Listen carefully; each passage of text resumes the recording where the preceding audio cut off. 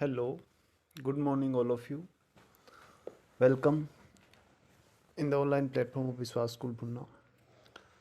Very good morning, student. Today we are going to start new topic: disintegration of Soviet Union. हम Soviet संघ के विभाजन के बारे में पढ़ रहे हैं। सोवियत संघ के विभाजन से संबंधित जो घटनाएं हैं उनके बारे में हमने पढ़ा। आज हम सोवियत संघ के विघटन के परिणाम देखेंगे। इस लेसन में हमने 3-4 टॉपिक डिस्कस किए हैं। पहले उनको एक बार रिवाइज करवा देता हूँ। सबसे पहले हमने पढ़ा था सोवियत संघ की विशेषताएं क्या है। दूसरा पढ़ा था सोवियत संघ महाशक्ति के रूप में कैसे स्थापित हुआ। तो उसके बाद हमने सोवियत संघ की कमजोरियां पढ़ी। उसके बाद सोवियत संघ में सुधार की आवश्यकता थी, गोर्बाचेव ने सुधार किए, उन सुधारों की प्रकृति हमने पढ़ी। और फिर उन सुधारों के बावजूद भी सोवियत संघ डिसइंटीग्रेशन हुआ, उसके हमने कारण पढ़े कि सोवियत संघ के विभाजन के क्या कारण रहे होंगे।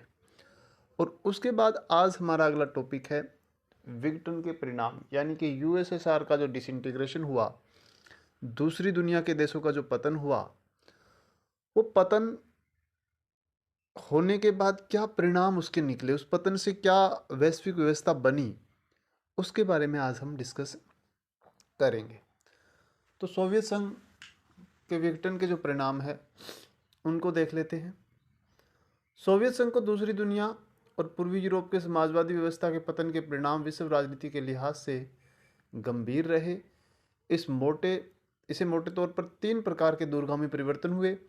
इन परिवर्तनों के बहुत सारे प्रभाव हुए। इन सभी प्रभावों का यहाँ सूचीबद्ध करना उचित नहीं होगा। देखिए, वैसे तो सोवियत संघ के प्रभाव जो हैं वो विश्वव्यापी हैं। बहुत नंबर ऑफ काउंट्स अगर हम इनको करें, नंबर ऑफ डिसइंटीग्रेशन के जो रीजन्स हैं तो वो बहुत ज़्यादा हैं। सारे हम यहाँ लिस्टेड नहीं कर पाएंगे, लेकिन यहाँ पर मुख्य 3 कैटेगरीज में इन परिणामों को डिवाइड किया गया है। और उन 3 परिणामों में जो मुख्य पॉइंट्स हैं वो हम देख लेते हैं। उन 3 के अंदर बहुत सारे उप पॉइंट्स हो सकते हैं। तो सबसे पहला है, अव्वल तो दूसरी दुनिया के पतन का एक परिणाम शीत युद्ध के दौर के संघर्ष की समाप्ति में हुआ। सबसे पहला परिणाम ये हुआ, शीत युद्ध समाप्त हो गया। स्टूडेंट, क्योंकि शीत युद्ध इसलिए चला आ रहा था कि वहां 2 महाशक्तियां थी, दोनों आमने सामने थी, दोनों के बीच में जो तनाव संघर्ष था वही शीत युद्ध था।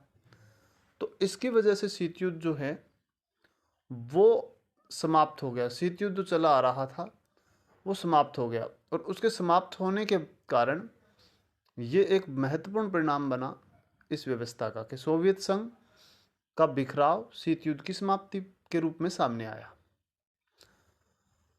समाजवादी प्रणाली पूंजीवादी प्रणाली को पछाड़ पाएगी या नहीं, यह विचारधारा अब कोई मुद्दा नहीं रहा। 2 विचारधाराएं थी, पूंजीवादी और समाजवादी। एक विचारधारा ने अपने आप को रिड्यूम कर लिया, तो इसलिए क्या हुआ, एक विचारधारा वो है जिंदा बची जिसका नाम था पूंजीवादी विचारधारा। पूंजीवादी विचारधारा यानी कि अब सर्वोपरि हो चुकी थी, समाजवादी विचारधारा नष्ट हो चुकी थी। शीत युद्ध के इस विवाद ने दोनों ही गुटों की सेनाओं को उलझाया था। हथियारों की तेज होड़ शुरू हुई थी। परिणाम स्वरूप परमाणु हथियारों के संचय को बढ़ावा दिया गया था, विश्व के सैनिक गुटों में बांटा गया था। शीत युद्ध की समाप्ति होने से हथियारों की होड़ भी समाप्त हो गई। अब शीत युद्ध नहीं है तो हथियारों की होड़ भी समाप्त हो गई, विचारधारा का भी समापन हुआ, शीत युद्ध की समाप्ति हो गई। ये एक कारण है जिनकी वजह से शीत युद्ध के बाद शांति की संभावना का जन्म हुआ। दूसरा, विश्व राजनीति में शक्ति संबंध बदल गए। दूसरा ये हुआ कि विश्व के जो शक्ति संबंध थे, शक्ति संबंध का क्या मतलब होता है? शक्ति संबंध का मतलब होता है कि जो शक्ति है वो 2 ग्रुपों में विभाजित थी। दोनों ग्रुप जो हैं विश्व के वो एक दूसरे के बराबर के टक्कर के थे, लेकिन धीरे धीरे क्या हुआ, समाप्त होने के बाद सोवियत संघ के वो शक्ति एक जगह केंद्रित हो गई, अमेरिका महाशक्ति बचा। शक्ति संबंध बदल गए। इन कारण विचार और संस्थाओं को सापेक्ष प्रभाव में वृद्धि में बदलाव आया। शीत युद्ध के अंत में केवल 2 संभावनाएं थी, या तो बची हुई महाशक्तियों का दबदबा होगा और एक ध्रुवीय विश्व बनेगा, या फिर कई देश अंतर्राष्ट्रीय व्यवस्था में महत्वपूर्ण मोहरे बनकर सामने आएंगे। जैसे ही शीत युद्ध की समाप्ति होनी थी तो ये परिणाम ये था कि या तो सारे देश हैं वो महाशक्तिशाली हो जाएंगे, विश्व में शक्ति के बहुत सारे केंद्र हो जाएंगे, या फिर एक ध्रुवीय विश्व बनेगा, और वही हुआ। एक ध्रुवीय विश्व बना, अमेरिका एकमात्र शक्ति बचा और बाकी के सभी देश जो हैं वो शक्तिशाली नहीं रह पाए। बहुध्रुवीय विश्व बनेगा जहां किसी एक नेता का बोलबाला नहीं होगा। हुआ यह है कि अमेरिका अकेली महाशक्ति बन बैठा। अमेरिका की ताकत और प्रतिष्ठा की सह पाने से अब पूंजीवादी अर्थव्यवस्था में अंतर्राष्ट्रीय स्तर पर प्रभुत्वशाली अर्थव्यवस्था है। अब अमेरिका की व्यवस्था बची हुई है। पूंजीवाद जो है, अमेरिका ने पूंजीवाद को बढ़ावा दिया है। विश्व बैंक और अंतर्राष्ट्रीय मुद्रा कोष जैसी संस्थाएं विभिन्न देशों की ताकतवर सलाहकार बन गई, क्योंकि इन देशों को पूंजीवाद की ओर कदम बढ़ाने के लिए इन संस्थाओं ने कर्ज दिया था।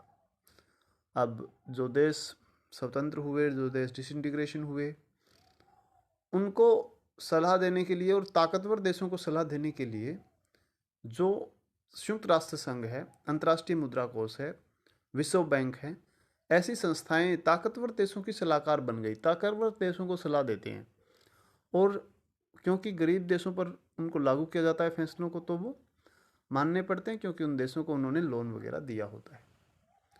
राजनीतिक रूप से उदारवादी लोकतंत्र राजनीतिक जीवन को सूत्रबद्ध करने की सर्वश्रेष्ठ धारणा के रूप में है उभरा है, और जैसे ही पूंजीवाद का विकास हुआ है तो उसकी जो राजनीतिक विचारधारा थी पूंजीवादी ग्रुप की, जिसमें सर्वश्रेष्ठ अवधारणा उदारवादी लोकतंत्र को स्थापित करना, तो वो भी स्थापित हुई है।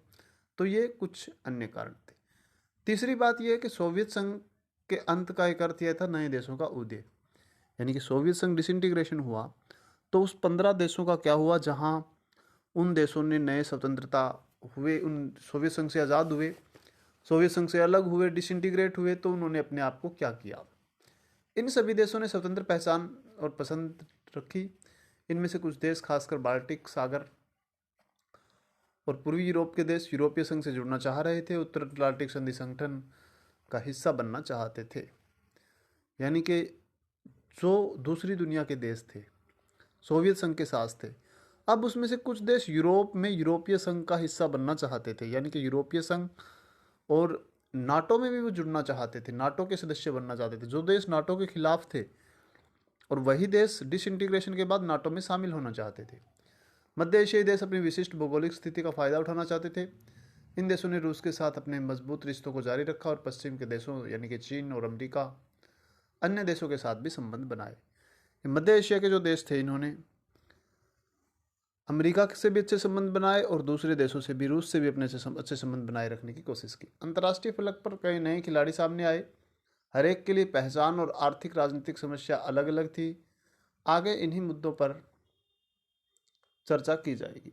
हम आगे देखेंगे कि इन्होंने आर्थिक राजनीतिक समस्याएं क्या क्या थी, इन समस्याओं को कैसे हल किया गया। तो ये 3 मोटे तौर पर बड़ी बड़ी बातें हैं जिनको हमें ध्यान में रखना है। इनके बहुत सारे पॉइंट्स हैं कि सोवियत संघ के विघटन के क्या परिणाम निकले। सबसे पहले तो दूसरी दुनिया के समाप्त होने से शीत युद्ध की समाप्ति हो गई, हथियारों की होड़ समाप्त हो गई, विचारधारा अब कोई मुद्दा नहीं रहा। दूसरा, राजनीतिक शक्ति संबंध बदल गए, अमेरिका एकमात्र महाशक्ति बचा और बाकी देश ज़्यादा शक्तिशाली नहीं रहे। और तीसरी बात यह कि सोवियत से में के नए देश जो उदय हुए, उन्होंने अपने आप को नाटो से और यूरोपियन यूनियन से जोड़ लिया। दोनों देशों से अच्छे संबंध उन्होंने बनाए। तो ये है शीत युद्ध के समाप्ति के परिणाम, यूएसएसआर के डिसइंटीग्रेशन के परिणाम। तो या तो इसमें परिणाम का क्वेश्चन आता है या फिर कारणों का क्वेश्चन आता है। तो इन 6 पॉइंटों को, कारण और 6 इनके परिणामों को आपने नोटबुक में लिख लेना है और इनको स्टडी करना है। शॉक थेरेपी के बारे में नेक्स्ट लेक्चर में पढ़ेंगे। तो thank you, have a nice day.